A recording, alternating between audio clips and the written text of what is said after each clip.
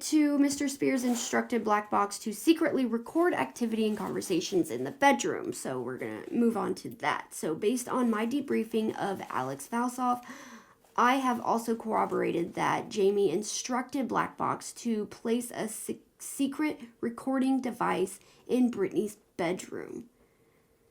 Alex became aware of this separate form of surveillance in or around 2018 when Edon and a fellow Black Box employee asked Alex to wipe the contents of the USB drive that was connected to a digital recording device. Big mistake. Big mistake. Huge. Because guess what? He copied all of that, you morons. Good for him. Good for him. Alex Valsoff described them both as being extremely nervous when they requested that he wipe or erase the recordings. At the time, Alex observed that the digital recording device had an SD card, a battery pack attached to it, and was covered in duct tape. That's so horrible. So it had an SD card, a battery pack attached to it so it could record for a long time, days maybe, and it was covered in duct tape because it was probably like up in a vent or something and taped to it. Or under her bed or under her nightstand. It's disgusting. According to Alex, Black Box was initially responsible for suggesting that a secret listening device be planted in Britney's bedroom, but Jamie, quote, loved the idea and approved and instructed that the installation move forward. That makes me sick, you guys. Do you guys remember Britney's June 23rd testimony when she said that her dad loved it? He loved every minute of it, and he loved having control over someone as powerful as her. What she said there, this like totally corroborates that. It just made me feel that, like when he said that Jamie loved the idea of a listening device put in her bedroom. Ugh, the rage is seeping out my pores. I cannot keep it in. Woo-saw, breathe. This is absolutely horrific. It makes me just blaze. The Black Box employee who placed a secret device in Britney's bedroom explained to Alex that he did so by duct taping it behind furniture so it could not be seen, and that he added a separate battery pack to the recording device to permit continuous recordings for a longer period of time. Of course. He further explained that he and Edon had listened to the recordings made in Britney Spears' bedroom but found nothing useful. What's useful? Like what? Useful for what? What were they trying to do to her? That's what I want to know. Like, what were you trying to do? What would have been useful? When Alex accessed the USB drive that had been connected to the recording device, he saw that there appeared to be files from 2016, 2017, and 2018 on the device, with hundreds of hours of audio recording. According to Alex, the recordings contain... Oh, why is my phone not on silent? I'm sorry. According to Alex, the recordings contain conversations between Britney Spears and her boyfriend, and between Britney Spears and her children. According to Alex, some of the audio files were time-stamped, and one of those files appeared to have been recorded during the time that the court investigator came to interview Britney at her home. Ugh, my God. It then goes on to say that the California is a two-party consent state, and the California Invasion of Privacy Act, California Penal Code, you know how this is against not only federal law, but this is against California law as well. It then goes on to talk about how Black Box then improperly surveilled individuals who were of interest to Mr. Spears. Black Box and Mr. Idan Yemeni would also surveil individuals of interest to Jamie Spears, including, and then she says, based upon her training and knowledge as a former FBI agent, that the ways that they used to surveil these individuals were only available to law enforcement, and even then only with a court order. And Black Box did this to whoever Jamie wanted them to. And they also charged Britney's estate for all of the time and resources that they used. They charged Britney's estate for that too. So this guy is part of the Free Britney movement, and he's generating some radio. So we're gonna have to use Britney's money to follow this guy. Like, is that what is going on here?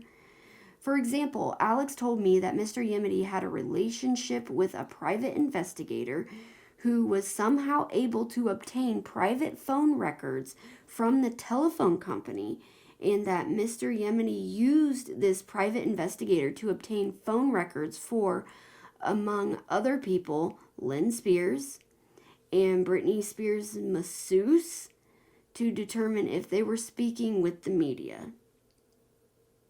Really?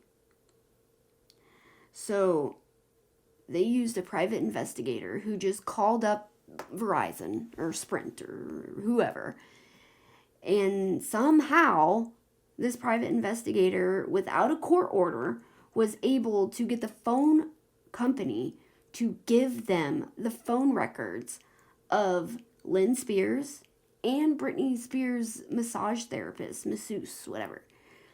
So that would be like me calling up Verizon like, hey, it would be really great if you could give me all of the phone records of my ex-boyfriend. This is his name, blah, blah, blah. Thanks. Oh, I'm a private investigator, so it's okay. Like, how? How did they do that? According to Alex, Mr. Yemeni would also obtain GPS ping data on individuals of interest to Jamie that would allow him to ascertain those individuals' exact locations. Jamie would identify individuals who were in contact with Britney, including former romantic interests, whom he wanted Black Box to physically surveil. Not only just, let me get your phone records, but he wants them to physically surveil him and follow him. And by the way, here's Britney's money to do so. This is my interest. It has nothing to do with Britney. It's not in her best interest. I just want to surveil this guy because I'm powerful. I have power and I can do it. But I have no money and I don't want to use mine. So here's Britney's money for that too.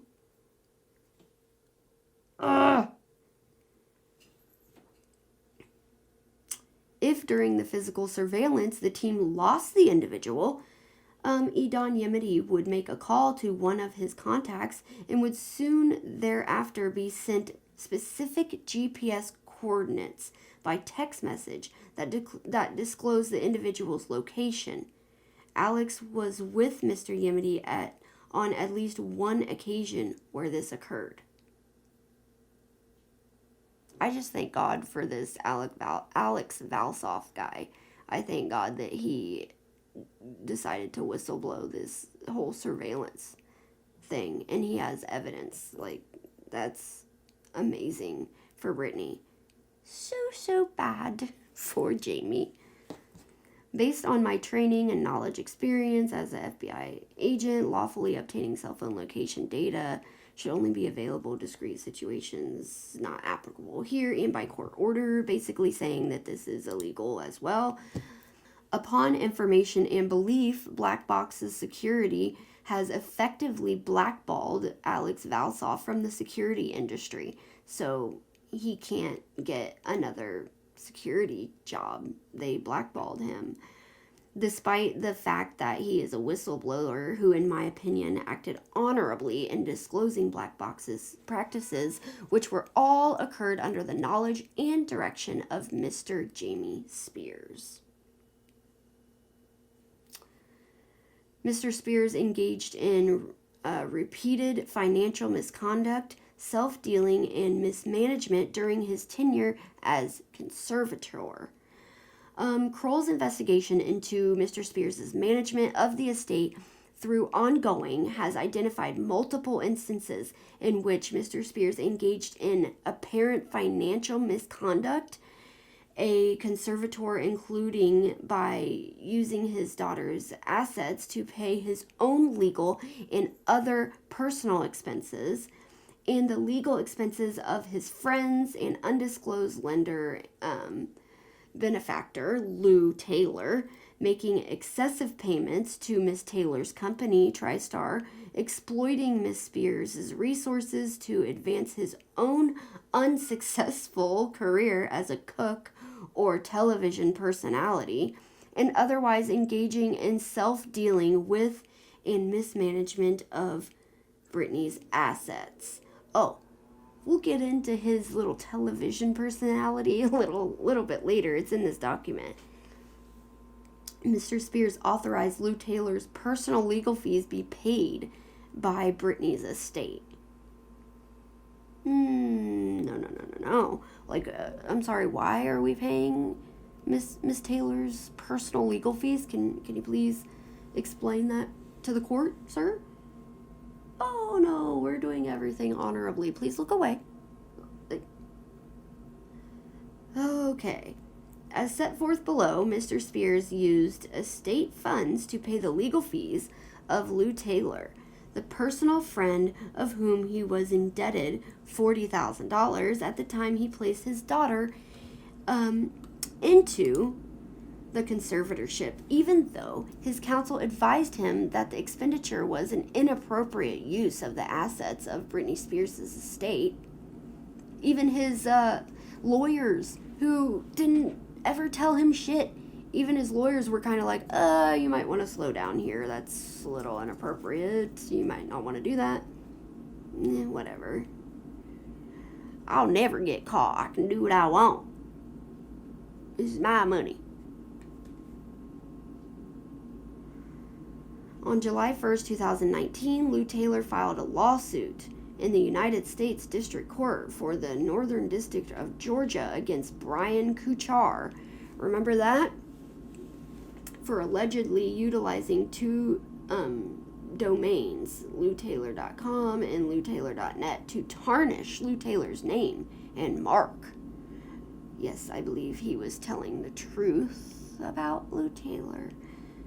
I believe, that was my belief. Miss Taylor was initially represented by Stokes Wagner, ALC, and then later by Sperry IP Law, LLC, law firms located in Atlanta, Georgia.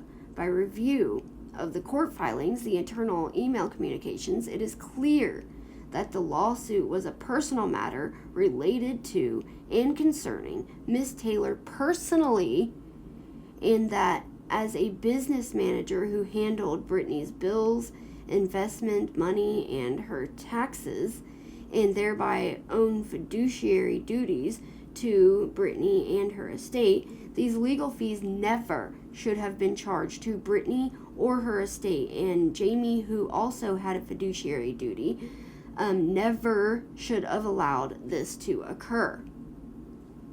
Neither the complainant nor the response to the complainant mentions Britney Spears.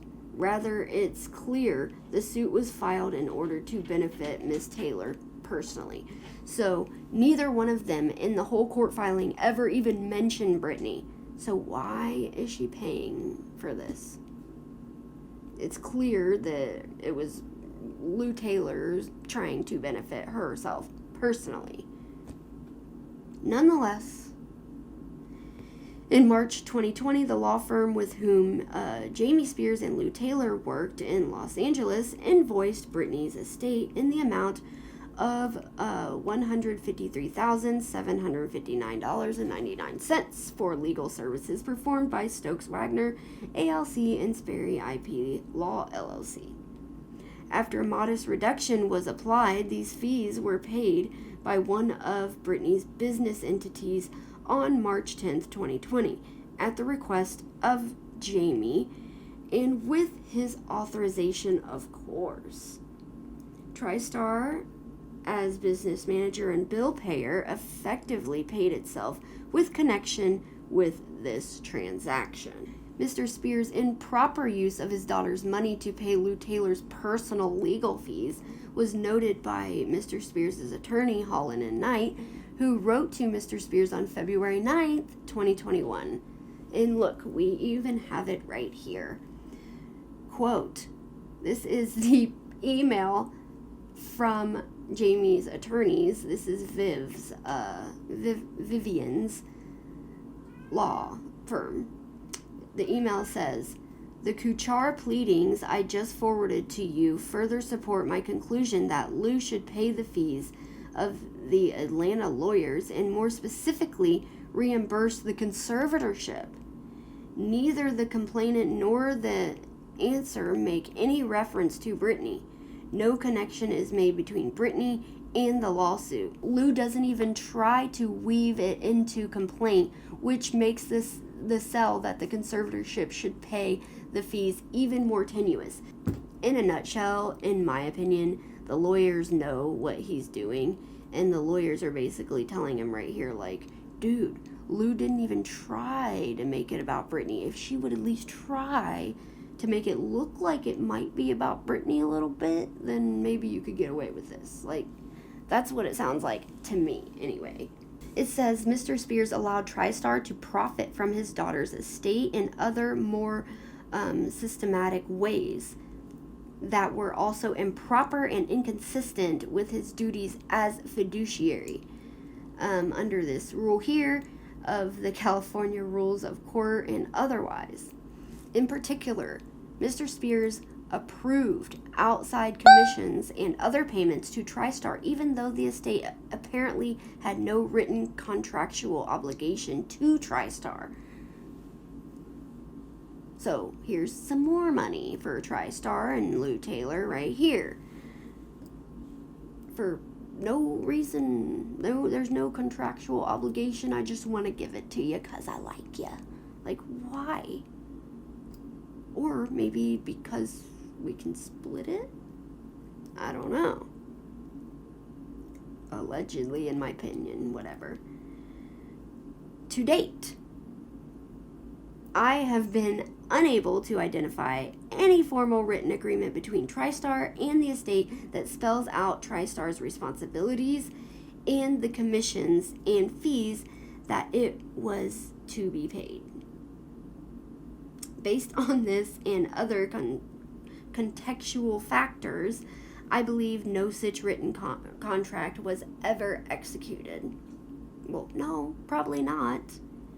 Even though it appears that Mr. Spears failed to obtain and execute written contracts with TriStar, the QuickBooks accounting data obtained from TriStar shows that it was paid exorbitant commissions and fees over the course of the conservatorship. Well, of course. This included payments to TriStar of a percentage of Britney's earnings, creating a preserve incentive for TriStar to maximize Britney's work output, even if doing so was not in Britney's personal best interest. Of course. They talked about this a little earlier, how Jamie was getting commission, so he is going to work her to the bone to get more money for himself. Well, now TriStar is able to maximize what they get from her, so they are making her work super hard as well. When Britney took a hiatus from performing in early 2019, TriStar's ability to profit from her estate decreased significantly. So remember, cloudy. Cloudy. Remember when Britney said she wasn't going to perform anymore? Well, of course, TriStar's ability to profit off of her went down, like, significantly. So on November 12, 2019, Lou Taylor emailed Jamie to say that TriStar's commissions only garnered them $179,000 from thus far in 2019 because Britney did not perform. So Miss Taylor wanted to ensure that TriStar obtained a minimum of $500,000 per year, so she requested a retroactive payment of $308,974 for 2019 and an alteration to their agreement going forward so that TriStar would be paid 5% or $500,000 per year, whichever one is greater, of course. So we even have the email right here. Lou Taylor wrote, Jamie, we just ran time and billing for Britney and all of the entities. Hold on. Do you guys remember way in the beginning of this document how they said it would be impractical for us to run all those numbers and put it in the conservatorship's accounting, Your Honor? That it's just too much work. Please look away. You remember that? But they're doing it here. They can do it here for themselves, but they can't do it to give it to the courts, I guess. So she says, Jamie, we just ran time and billing for Britney and all the entities. We have a $400,000 loss on time and billing this year. We have been paid $179,000.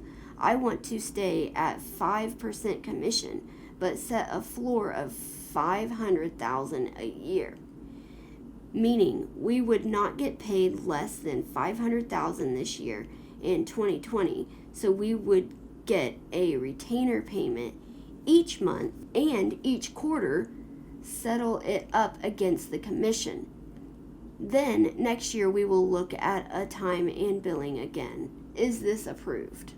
Mr. Spears did not question, but instead responded to this email, approved, end quote. And a payment of $308,974.51 was made from Britney's estate to TriStar on December 21st, 2019. Mr. Spears exploited his role as conservator to promote his own business and pilot television show Cookin Cruizin and Chaos with Jamie Spears. Mr. Spears' Cookin Cruizin and Chaos motorhome. Wow. Based upon my review of public record information in my interview with Mark Delcourt, the longtime musical director of Miss Spears, Mr. Spears exploited his role as conservator to try to create his own business and relatedly to try to launch his own television series, acquiring an expensive tour bus for that purpose and using the time and expertise of Britney's touring staff or crew to assist in this and other efforts. So he used her money to buy an expensive tour bus. He used her touring staff and crew to help him in this endeavor, and others. They probably felt like they had to do it. Like, if you don't help me with this, I'm going to fire you, type thing. I interviewed and spoke with Mr. Delcourt regarding his experience and observations during his lengthy tenure working for Britney, including for a number of years following the establishment of the conservatorship. Mr. Delcourt reported that in approximately 2010 or 2011, he was told that Jamie had spent several $100,000 to purchase a tour bus for his own personal use, which he then outfitted with barbecue grills and other specialized cooking equipment. I have identified no streams of revenue to Mr. Spears other than the more than $6 million Mr. Spears took from the estate in salary and commissions, which he in fact disclosed. That would have sourced the purchase price and retrofitting of the tour bus.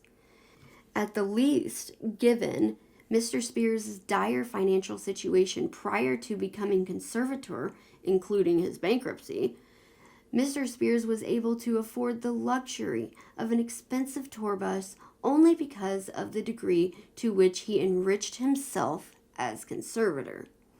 I have seen a photograph of a truck with the name Cookin Cruizin and Chaos emblazoned on the side in the area where Mr. Spears is known to reside in Louisiana. And I am also aware that Mr. Spears owns a catering company called Cookin Cruizin and Chaos LLC, and that this company has several vehicles registered to it, including 3 vehicles that are, or were at one point, co-owned by TriStar. Wow, interesting. Mr. Spears diverted tour resources to promote himself. So, Mr. Delcourt also reported that in 2015, he saw Mr. Spears' retrofitted tour bus parked outside the Planet Hollywood in Las Vegas, where Britney and her crew were rehearsing for Las Vegas residency. Oh, how nice. She's in there rehearsing, working her ass off, and he parks outside this huge Cookin Cruizin Chaos tour bus food truck / thing. What is he, like, just parking it out there? What is he doing? Trying to advertise it by parking it there? I don't know. Around the same time, Jamie approached Mr. Delcourt to request that Mr. Delcourt use his experience and expertise in digital recording to help Jamie record a promotional reel that he intended to use to pitch his own pilot show, Cookin Cruizin and Chaos, with Jamie Spears. I can't laugh enough at that. That sounds ridiculous. Yeah, people want to see Jamie Spears Cookin Cruizin and Chaos. Like, lots of chaos. What is the chaos? How you're stealing all of this money from your daughter and imprisoning her and forcing her to work an exhausting schedule so you can get more money? Is that the chaos? Understanding that Mr. Spears had the power to hire and fire tour personnel, including Mr. Delcourt, so Mr. Delcourt said he felt forced to oblige. Mr. Spears never offered to pay Mr. Delcourt for Mr. Delcourt's services, which would have cost Mr. Spears a significant amount of money if he had not had access to and freely availed himself of the access to highly trained professionals such as Mr. Delcourt working for his daughter. So he used Britney's personal staff and touring crew to force them, knowing that he could hire and fire them, to force them to help him pitch his pilot show and create a reel to pitch his show. And he didn't even pay them. So they felt like they had to do it or else they'd be fired. And he didn't even pay them. And they are highly trained professionals. That would have cost a lot of money. And he didn't even give them a dime. That is ridiculous. So Mr. Spears billed the estate for efforts to oppose the Free Britney movement. This is a big thing as well. Jamie used Britney's money to try and oppose the Free Britney movement. She said Mr. Spears also used estate funds to oppose the Free Britney movement, which in recent years supported the termination of the conservatorship in the interest of Britney and arguably against his own best interest in view of his financial remunerations. Remuneration. So Jamie used the estate funds to oppose the Free Britney movement. And we all know what the Free Britney movement is. So it says, when the Free Britney movement gained momentum, Jamie instructed Black Box Security to conduct investigations into certain members of the movement.